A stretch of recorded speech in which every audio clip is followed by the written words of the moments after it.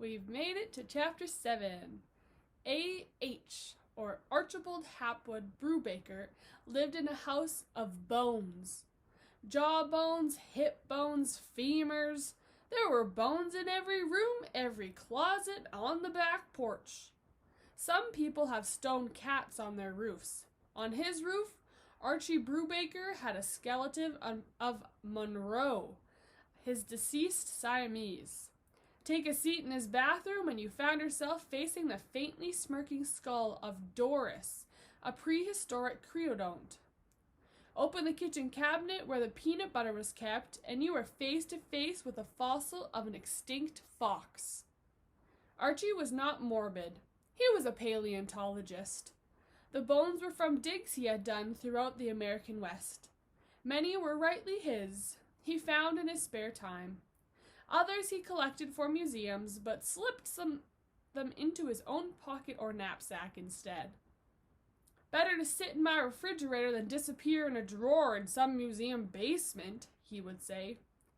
When he wasn't digging up old bones, Archie Brubaker was teaching the universities in the East. He was retired at the age of 65. When he was 65, his wife, Ada May, passed away.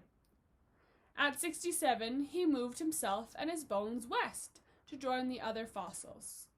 He chose his home for 2 reasons. First, he was close to the high school. He wanted to be near kids because he had none of his own. And second, he was beside a cactus. Senior Saguaro. Senior Saguaro was a cactus, a 30-foot tall giant that towered over the tool shed in his backyard. It had 2 arms high on the trunk. One stuck out straight and the other made a right turn upward as if waving adios. The waving arm was green from the elbow up. All else was brown and dead. Much of the thick leathery skin along the trunk had come loose and crumpled in a heap about the massive foot. Senior Saguaro had lots in his pants. Only ribs, thumb-thick vertical timbers held him up. Elf owls nested in his chest. The owl professor often talked to Senior Saguaro and to us. He was not certified to teach in Arizona, but that did not stop him. Every Saturday morning, his house became a school. 4th graders, 12th graders, all were welcome. No tests, no grades, no attendance record. Just the best school most of us had ever gone to. He covered everything from toothpaste to tapeworms and somehow made all of it fit together. He called us the Loyal Order of the Stone Bone. He gave us homemade necklaces. The pendant was a small fossil bone strung on rawhide. Years before, he had told his first class, "Call me Archie." He never had to say it again. After dinner that day, Kevin and I walked over to Archie's. Though the official class convened on Saturday mornings, kids were welcome any time. "My school," he said, "is everywhere and always in session." We found him, as usual, on the back porch rocking and reading. The porch bathed in the red-gold light of sunset that faced the mountains. Archie's white hair seemed to give off a whole light of its own. The moment he saw us, he put down his book. "Students, welcome!" "Archie," we said, then turned to greet the great cactus as visitors were expected to do. "Senior Saguaro," we saluted. We sat on our rockers. The porch was full of them. "So, men," he said, "business or pleasure?" "Bafflement," I said. "There's a new girl in school." He laughed. "Oh, Stargirl." Kevin's eyes popped. "You know her?" "Know her," he said. He picked up his pipe and loaded it up. He always did this when settling in for a long lecture or conversation. "Good question." He lit the pipe. "Let's say she's been on the porch here quite a few times." White smoke puffed like signals out of the corner of his mouth. "I was wondering when you'd start asking questions," he chuckled. "Bafflement. Good word. She is different, isn't she?" Kevin and I burst into laughter and nods. At that moment, I realized how much I'd been craving Archie's confirmation. He looked so sophisticated with his pipe.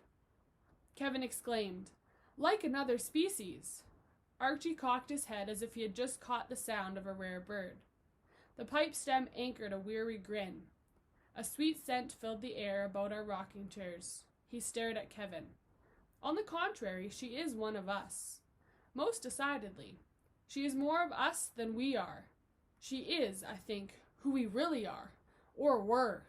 I confused myself. Archie talked that way sometimes, in riddles. We didn't always know what he was saying, but our ears didn't much care. We just wanted to hear more. As the sun dipped down below the mountains, it fired a final dart at Archie's flashing eyebrows. She's homeschooled, you know. Her mother brought her to me. I guess she wanted a break from playing teacher. 1 day a week, 4 to 5. Yes, 5 years now. Kevin pointed out, "You created her." Archie's smile puffed. "No, that was done long before me." "Some people are saying she's some kind of alien sent down here," said Kevin. He chuckled, but not too convincingly. He half believed it. Archie's pipe had gone out. He relit it. "She's anything but. She's an earthling if there ever was one." "So it's not just an act?" said Kevin. "An act? No! If anybody's acting, it's us. She's as real as it gets." He looked around.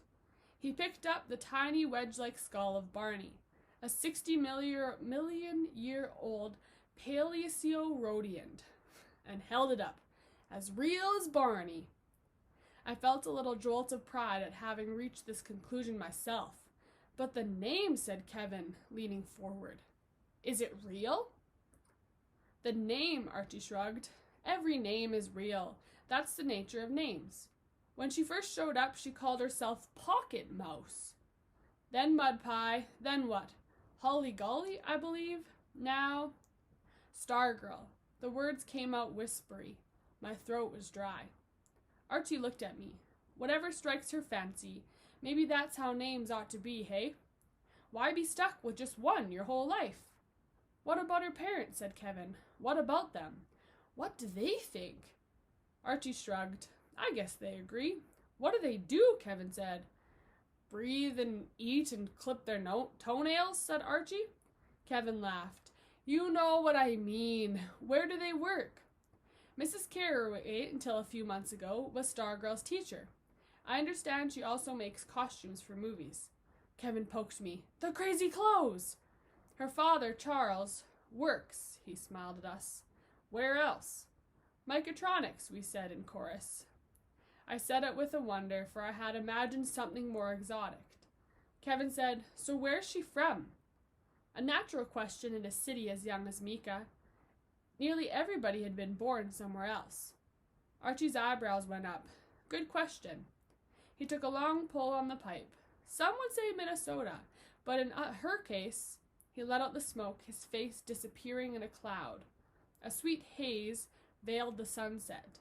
"Cherries roasting in the mountains," he whispered. "Rara avis." "Archie," said Kevin, "you're not making any sense." Archie laughed. "Do I ever?" Kevin jumped up. "I want to put her on hot seat, but Dorko Borlock over here doesn't want to." Archie studied me through the smoke. I thought I saw approval, but when he spoke, he merely said, "Work it out, men." We talked until dark. We said adios to Senior Cigaro. On our way out, Archie said more to me than to Kevin. I thought, "You know her more by your questions than by her answers. Keep looking at her long enough. One day you might see someone that you know." Archie is a mysterious man. Thanks for listening, team. Have a good day.